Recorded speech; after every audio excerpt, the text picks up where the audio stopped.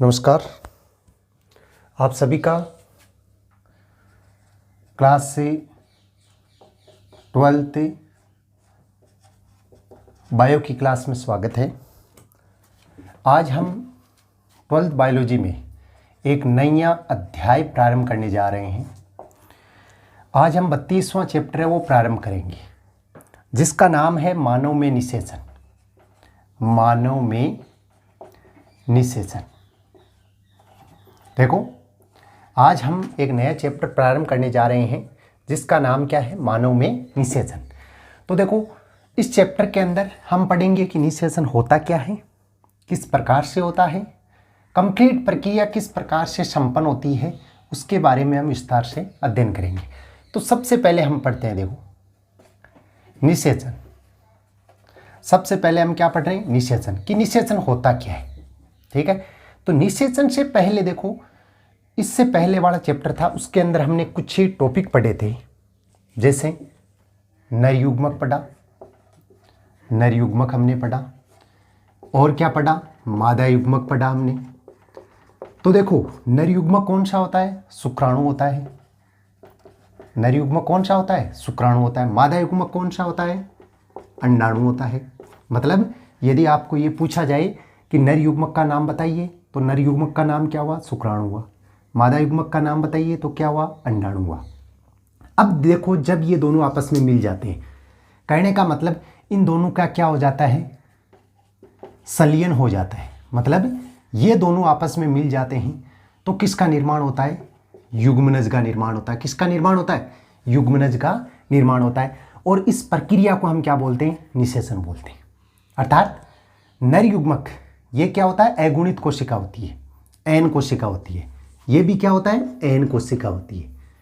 जब एन और एन दोनों आपस में मिल जाते हैं और किसका निर्माण करते हैं, 2n का निर्माण कर लेते हैं, तो उस प्रक्रिया को हम क्या बोलते हैं, निषेचन बोलते हैं। तो देखो, इसकी परिभाषा कैसे लिखनी है कि वह प्रक्रिया जिसमें अगुणित नर युग्मक शुक्राणु, अगुणित नर युग्मक शुक्राणु तथा अगुणित मादा युग्मक अंडाणु का संयोग वह दोनों युग्मकों का क्या हो जाता है, संलयन हो जाता है, उसे निषेचन कहते हैं। ठीक है, ये हो गई प्रक्रिया, ये हो गई इसकी परिभाषा। सबसे पहले अपने को देखो, 32वां चैप्टर है, छोटा चैप्टर है, ज़्यादा बड़ा चैप्टर नहीं है। तो मानव में निषेचन, हेडिंग लगाना है अपने को, निषेचन। सबसे पहले परिभाषा लिखनी है इसकी कि निषेचन होता क्या है, कि वह प्रक्रिया जिसमें अगुणित नर युग्मक शुक्राणु तथा अगुणित मादा युग्मक अंडाणु दोनों का संलयन हो जाता है, उसे हम निषेचन कहते हैं। उस प्रक्रिया को हम क्या बोलते हैं, निषेचन बोलेंगे। तो ये तो हो गई निषेचन की परिभाषा। अब देखो, निषेचन कितने प्रकार का होता है, निषेचन किसे कहते हैं, ये हमने पढ़ लिया। अब हम पढ़ेंगे कि निषेचन कितने प्रकार का होता है। तो देखो, निषेचन क्या होता है ये हमने पढ़ लिया कि जब नर युग्मक और मादा युग्मक दोनों आपस में मिल जाते हैं तो उस प्रक्रिया को हम क्या बोलते हैं, निषेचन बोलते हैं। क्या बोलते हैं, निषेचन बोलते हैं। अब निषेचन की प्रक्रिया कितने प्रकार से होती है, 2 प्रकार से होती है।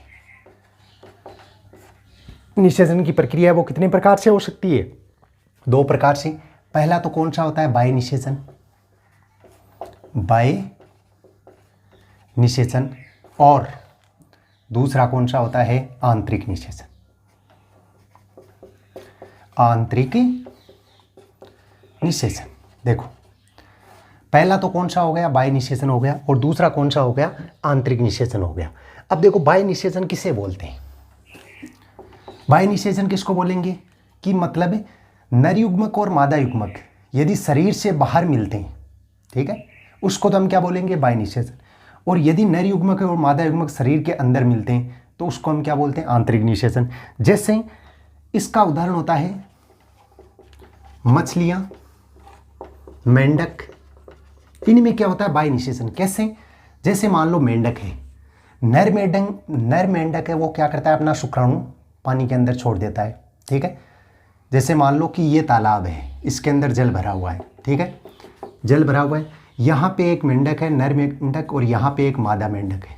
ठीक है, अब ये नर मेंढक अपना शुक्राणु छोड़ेगा बाहर, ये मादा मेंढक है वो अपना अंडाणु छोड़ेगा, ये दोनों यहाँ पे मिल जाएंगे। ठीक है, और मिलने के बाद में ये कहाँ पे प्रवेश कर जाएंगे, मादा के शरीर के अंदर प्रवेश कर जाएंगे। मतलब बाह्य वातावरण में शरीर के अंदर नर युग्मक और मादा युग्मक है वो नहीं मिलते हैं, तो उसको तो हम क्या बोलते हैं, बाह्य निषेचन बोलते हैं। परिभाषा क्या से लिखनी है कि वह निषेचन जिसमें नर युग्मक वह मादा युग्मक जीव के शरीर के बाहर संलियित होते हैं उसे बाह्य निषेचन कहते हैं, जैसे मछलियां व मेंढक। ठीक है, परिभाषा लिखनी है कि वह निषेचन जिसमें नर युग्मक व मादा युग्मक शरीर से बाहर संलियित होते हैं या शरीर से बाहर मिलते हैं उसे हम बाह्य निषेचन बोलते हैं, जैसे मछलियां व मेंढक। ये हो गया उदाहरण।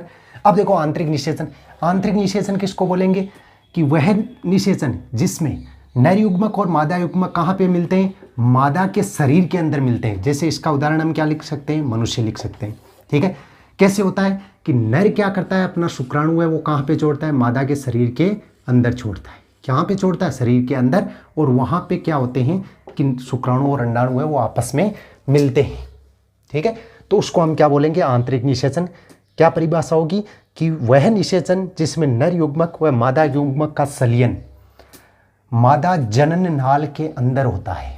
वह युग्मक जिसमें नर युग्मक वह निषेचन जिसमें नर युग्मक एवं मादा युग्मक का संलयन मादा जनन नाल के अंदर होता है उसे हम आंतरिक निषेचन कहते हैं। तो ये होगी आंतरिक निषेचन की परिभाषा। तो देखो निषेचन क्या होता है ये हमने पढ़ा, कितने प्रकार का होता है, 2 प्रकार का होता है। बाह्य निषेचन क्या होता है, किन के अंदर बाह्य निषेचन होता है, ये पढ़ लिया।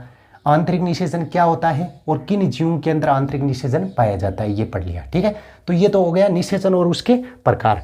अब देखो आगे का टॉपिक, इससे आगे का टॉपिक हम पढ़ते हैं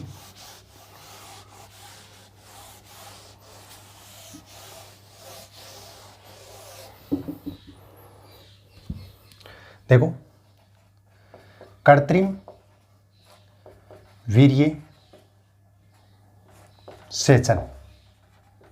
अगला टॉपिक कौन सा है, कृत्रिम वीर्य सेचन। होता क्या है कि जब क्या होता है, अंतः निषेचन होता है। बाह्य निषेचन और अंतः निषेचन हमने पढ़ा। तो जब अंतः निषेचन के लिए नर द्वारा मादा के शरीर में शुक्राणु को मुक्त किया जाता है तो इस संपूर्ण क्रियाविधि को वीर्य सेचन कहते हैं। देखो कृत्रिम वीर्य सेचन, इसमें सबसे पहले देखो हम ये पढ़ते हैं कि वीर्य सेचन होता क्या है।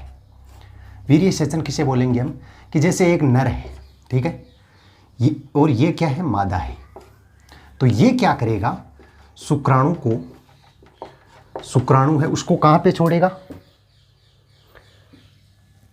किसके अंदर छोड़ेगा, मादा के शरीर के अंदर। इन शुक्राणु को कहाँ पे छोड़ेगा, मादा के शरीर के अंदर छोड़ेगा।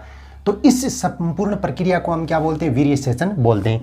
क्या बोलती है परिभाषा कि जब अंतः निषेचन में, कौन से निषेचन में, आंतरिक निषेचन या अंतः निषेचन में नर द्वारा मादा के शरीर में शुक्राणु को मुक्त किया जाता है, ठीक है, तो उस क्रिया को हम क्या बोलते हैं, वीर्य सेचन बोलते हैं। वीर्य सेचन की परिभाषा क्या होती है कि जब नर के द्वारा, सबसे पहले इसे लिखना है कि अंतः निषेचन या आंतरिक निषेचन में जब नर के द्वारा शुक्राणु को मादा के शरीर के अंदर छोड़ा जाता है तो उस संपूर्ण प्रक्रिया को वीर्य सेचन कहते हैं। क्या कहते हैं, उस संपूर्ण प्रक्रिया को वीर्य सेचन कहते हैं।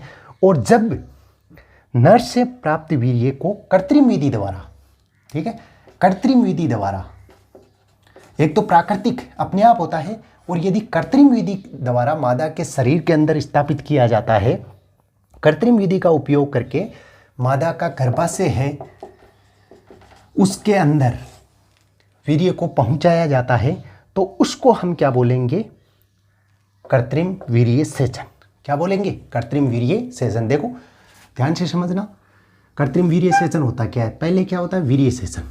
वीर्य सेचन किसको बोलेंगे हम, जब अंतः निषेचन में नर द्वारा शुक्राणु को मादा के शरीर में स्थापित किया जाता है तो उस संपूर्ण प्रक्रिया को वीर्य सेचन कहते हैं। तथा जब यह प्रक्रिया कृत्रिम रूप से करवाई जाती है या कृत्रिम विधि द्वारा मादा के गर्भाशय में इसे स्थापित करवाया जाता है तो उसे हम क्या बोलते हैं, कृत्रिम वीर्य सेचन बोलते हैं। तो ये इसका लिखना है वर्णन में, ठीक है। कैसे लिखना समझ में आ गया होगा कि कृत्रिम वीर्य सेचन कैसे लिखेंगे। वीर्य सेचन पहले जब नर के द्वारा या जब आंतरिक निषेचन की प्रक्रिया में नर द्वारा शुक्राणु को मादा के शरीर में स्थापित किया जाता है या छोड़ा जाता है तो उस संपूर्ण प्रक्रिया को वीर्य सेचन बोलते हैं। और यदि यही प्रक्रिया कृत्रिम रूप से करवाई जाती है, कृत्रिम विधि के द्वारा वीर्य को मादा के गर्भाशय में स्थापित करवाया जाता है तो उस प्रक्रिया को हम क्या बोलते हैं? कृत्रिम वीर्य सेचन बोलते हैं।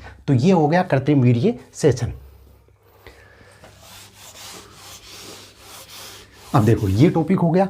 अब आगे का टॉपिक आएगा, आपने वो पढ़ेंगे निषेचन के पद, मतलब किस प्रकार से निषेचन की प्रक्रिया होती है, वो किस प्रकार से संपन्न होती है। ठीक है, निषेचन की प्रक्रिया क्रमशः किस प्रकार से संपन्न होती है। तो देखो आप लोग नियमित रूप से इस चैनल से जुड़े हुए रहिए। इस चैनल में जीव विज्ञान के अंदर आप लोगों को मैं बता देता हूँ कि जीव विज्ञान में क्लास 12 जीव विज्ञान में 1, 2, 3, 4, 21, 22, 23, 24, 25, 26, 27, 31 ये इतने चैप्टर हो चुके हैं और 32वां चैप्टर है वो मैंने स्टार्ट कर दिया है। आज की क्लास में 32वां चैप्टर स्टार्ट हो गया है। तो जो लोग इस चैनल से नए जुड़े हैं, अभी जुड़े हैं, तो वो एक बार चैनल में जो प्लेलिस्ट बनी हुई है उसके अंदर जाकर इन सभी चैप्टर का अध्ययन कर लें। ठीक है, इन सभी चैप्टरों का अध्ययन कर लें, उसके पश्चात आगे के चैप्टर है वो पढ़ते रहें। ठीक है, कई लोगों ने मेरे को ये भी पूछा है, मैसेज आया कि 28, 29 और 30 ये 3 चैप्टर मैंने छोड़े थे। 28, 29 और 30 ये 3 चैप्टर मैंने नहीं करवाए हैं। तो उसका मैं आप लोगों को कारण बता देता हूँ। देखो 28वां चैप्टर है वो नर जनन तंत्र। 28वां चैप्टर कौन सा है? जनन तंत्र है। तो ये चैप्टर मैंने इसलिए नहीं करवाया क्योंकि जब आपको युग्मक के बारे में नहीं पता होगा तो आप इस चैप्टर को नहीं समझ पाओगे, इसलिए पहले मैंने ये 31वां चैप्टर करवाया। युग्मक और निषेचन की प्रक्रिया समझोगे तभी जनन तंत्र के बारे में आप लोग पढ़ पाओगे। 29वां चैप्टर है, इसके अंदर विभिन्न ग्रंथियाँ हैं, थ्योरिकल चैप्टर है। हो सकता है ये चैप्टर हट जाए जब सिलेबस कम हो तब, तो ये चैप्टर मैं आप लोगों को बाद में करवाऊंगा। ये तीनों चैप्टर करवाऊंगा लेकिन बाद में करवाऊंगा। 30वां चैप्टर है, इसमें विभिन्न अस्थियों के बारे में। ठीक है, तो ये तीनों चैप्टर आपको बाद में करवाए जाएंगे। अभी हम जूलॉजी पढ़ रहे हैं, बॉटनी के अंदर हमने ये 4 चैप्टर पढ़े हैं, तो थोड़े चैप्टर है वो जूलॉजी के अंदर हम और पढ़ेंगे। उसके पश्चात हम बॉटनी के अंदर स्टार्ट करेंगे और बॉटनी के अंदर आगे के चैप्टर है वो पढ़ेंगे हम। ठीक है, तो आज की क्लास में हमने क्या क्या पढ़ा, निषेचन क्या होता है। ठीक है, निषेचन कितने प्रकार का होता है, बाह्य निषेचन क्या होता है, आंतरिक निषेचन क्या होता है और कृत्रिम वीर्य सेचन क्या होता है। अब आगे की क्लास होगी उसके अंदर हम पढ़ेंगे निषेचन के पद, मतलब निषेचन के कौन कौन से पद होते हैं।